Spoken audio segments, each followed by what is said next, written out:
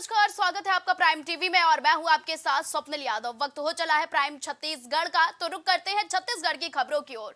देश भर में चुनाव की तारीखों के आने के बाद से जश्न का माहौल देखने को मिल रहा है। वहीं कोरबा लोकसभा से भाजपा प्रत्याशी सरोज पांडे आज मारवाही विधानसभा क्षेत्र में चुनावी प्रचार प्रसार करने पहुंचे। अपने पहले दौरे पे कोरबा प्रत्याशी राज्यसभा सांसद सरोज पांडे ने वर्तमान सांसद ज्योत्सना महंत पर ताबड़तोड़ हमला करते हुए कहा कि 5 सालों में उन्होंने क्षेत्र के लिए क्या विकास किया है, साथ ही मिलने वाली राशि का कहां उपयोग किया है, जनता को सभी हिसाब दें। भाभी का कहीं कोई बात नहीं है। कांग्रेस भाजपा की लड़ाई है। कांग्रेस कहीं दिखाई नहीं देती है और कांग्रेस आज उनके पास नेतृत्व नहीं है, मुद्दे नहीं हैं। किन मुद्दों पर चुनाव लड़ती है कांग्रेस, मैं पूछना चाहती हूँ।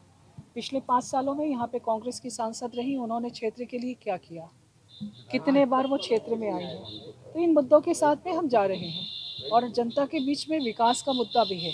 देश के प्रधानमंत्री जी मजबूत नेतृत्व देते हैं, सबल नेतृत्व देते हैं, सक्षम नेतृत्व देते हैं। प्रधानमंत्री नरेंद्र मोदी जी के ऊपर जनता का विश्वास है।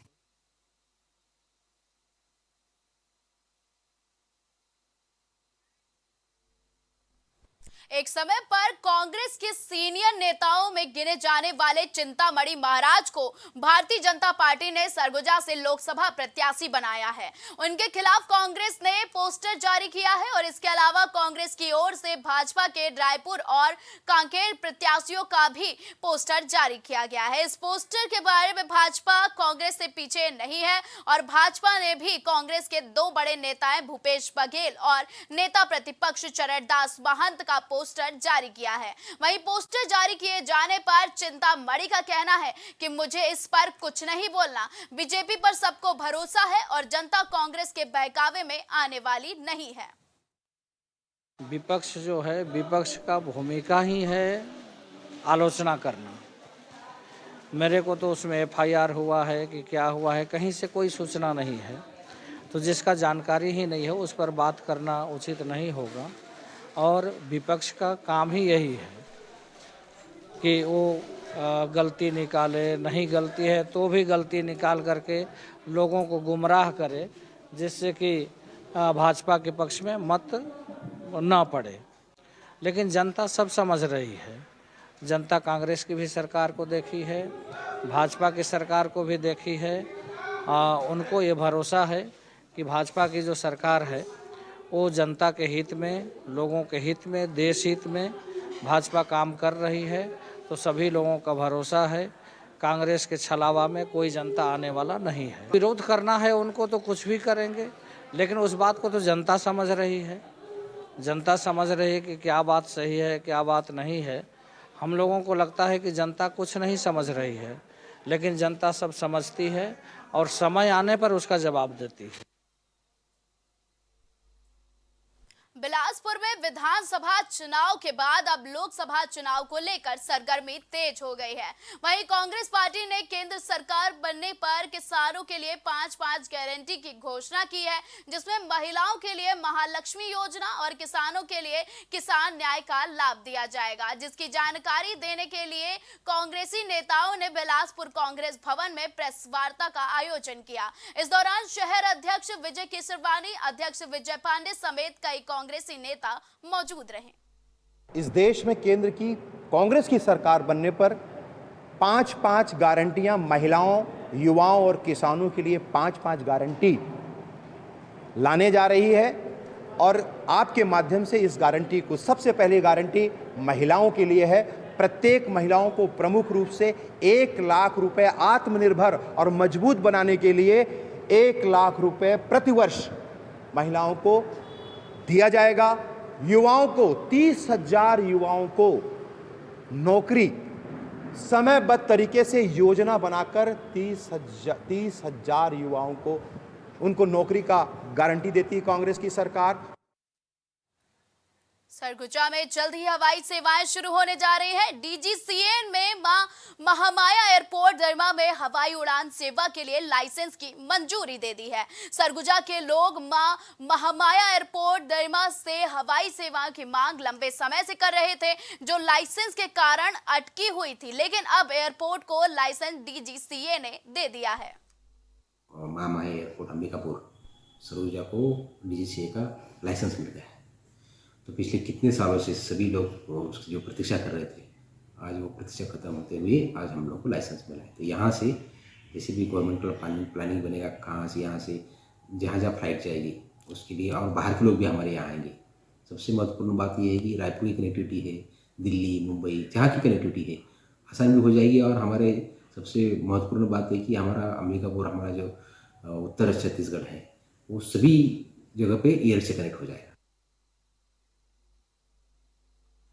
गौरेला के तहसील चौक स्थित तिवारी मेडिकल शॉप में औषधि और पुलिस विभाग की बड़ी कार्रवाई देखने को मिली है। आपको बता दें कि 10 स्ट्रिप प्रतिबंधित एल्प्रोजेम टैबलेट विभाग के मौके से जब्त की है। वहीं बिना किसी क्रय विक्रय रिकॉर्ड के अवैध रूप से बिक्री करते हुए पाए जाने पर ड्रग और कॉस्मेटिक एक्ट के तहत बड़ी कार्रवाई हुई है।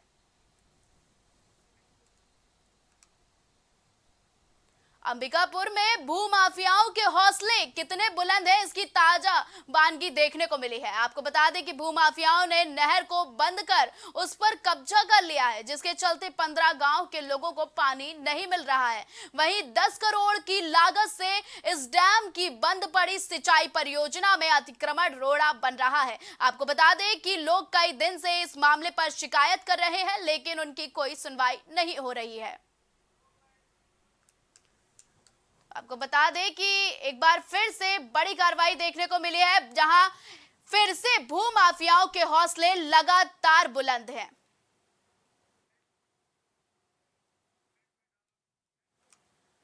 अंबिकापुर में गांधीनगर पुलिस और साइबर सेल को बड़ी सफलता हाथ लगी है। टीम ने 4 आरोपियों को गिरफ्तार कर लिया है। वहीं बताया जा रहा है कि इन चोरों ने एक घर को निशाना बनाया था और वहां से लाखों के सोने चांदी के जेवरात समेत 95,000 रुपए लेकर फरार हो गए थे। अब इस मामले में पुलिस को बड़ी सफलता हाथ लगी है। बलरामपुर में जहां एक तरफ महिला सशक्तिकरण को लेकर प्रचार प्रसार चल रहा है, तो वहीं दूसरी तरफ शासकीय कार्यालयों में महिलाओं के साथ दुर्व्यवहार और छेड़खानी हो रही है। महिला ने कार्यालय में सहायक राजस्व निरीक्षक पर आरोप लगाया है और मामले की शिकायत बलरामपुर पुलिस से की है। पीड़िता महिला को नगरपालिका के अधिकारियों ने काम से भी निकाल दिया है। 3 अगस्त 2017 से काम कर रही थी। मेरे ही कार्यालय का संजीव कुमार पाठक सहायक राजस्व निरीक्षक उसी समय से मेरे ऊपर गंदी नज़र रखता था। इसका शिकायत अपने 3 सीएमओ से मौखिक रूप में बोली थी। अभी जो सुमित कुमार गुप्ता है सीएमओ, उनको मैं लिखित में दी थी। उसके बाद भी उन्होंने कोई कार्रवाई नहीं किया। उल्टा मेरे ऊपर ही आरोप लगा दिए कि मैडम ऐसा मत समझिएगा कि आपके ऊपर कार्रवाई नहीं होगा, आपके विरुद्ध भी कार्रवाई होगा। इससे मन मेरा बहुत उदास हो गया था। वो संजीव कुमार पाठक सरेआम बोलता था कि मेरा कोई कुछ नहीं बिगाड़ सकता है। टीआई, पुलिस, नेता, मंत्री, सीएमओ सभी लोग मेरा ही बात मानेंगे। सभी लोगों को मैं अपने जेब में रखता हूँ। SECL गेवरा में एक बार फिर बड़ा हादसा देखने को मिला है। आपको बता दें कि कोरबा SECL की गेवरा खदान में B2 स्टॉक में सुबह 9 बजे विभागीय डोजर पलटने से बड़ा हादसा हुआ। वहीं तमाम सुरक्षा से संबंधित आयोजनों के बावजूद गेवरा खदान में हादसे का सिलसिला बदस्तूर जारी रहा। फिलहाल अब तक किसी भी हताहत होने की कोई भी खबर नहीं आई है।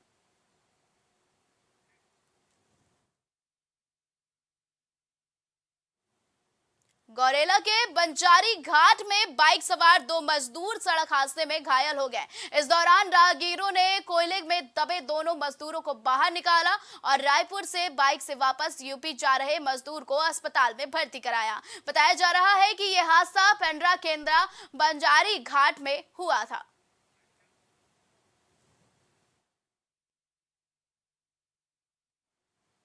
छत्तीसगढ़ की खबरों में फिलहाल के लिए बस इतना ही। देश और दुनिया की ताजा तरीन खबरों के लिए आप देखते रहें प्राइम टीवी।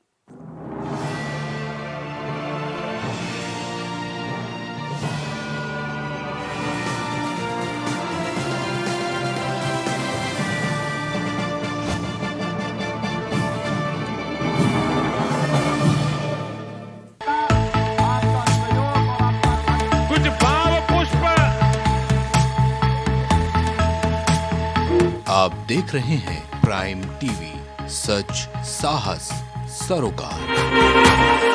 प्रधानमंत्री श्री नरेंद्र मोदी का संकल्प है कि देश का हर नागरिक पोषित, सशक्त और समर्थ बने। जब पूरा विश्व इस सदी की सबसे बड़ी महामारी कोविड-19 से जूझ रहा था, उस दौरान प्रधानमंत्री श्री नरेंद्र मोदी जी के नेतृत्व में भारत सरकार ने प्रधानमंत्री गरीब कल्याण अन्न योजना का संचालन कर देश के गरीबों की खाद्य सुरक्षा सुनिश्चित की।